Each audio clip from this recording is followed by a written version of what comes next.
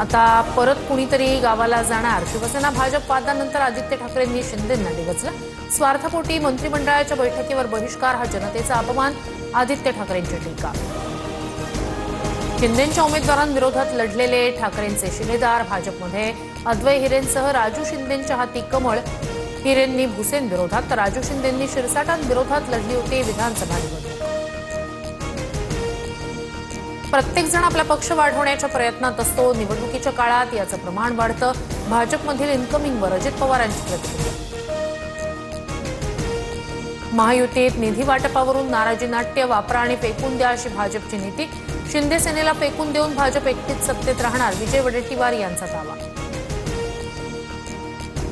एखाद्या आपलेवर बलात्कार केल्यासारखी भाजपची वागणूक. असंच राजकारण राहिलं तर महाराष्ट्राची वैभवशाली परंपरा उद्ध्वस्त होईल. सांगोल्यातील स्थानिक राजकारणावरून शहाजी बापू पाटील यांचा भाजपवर हल्लाबोल.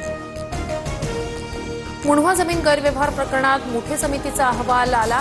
पार्थ पवारांना क्लीन चिट. अहवालानुसार दिग्विजय पाटील आणि शीतल तेजवानी दोषी. पार्थ पवारांचं मुळशी पॅटर्न फेम पिट्याभाई भाजपमध्ये जाणार असल्याची चर्चा. राज ठाकरेंच्या कानपिचक्यांनंतरही अभिनेते रमेश परदेशी पुन्हा संघाच्या गणवेशात.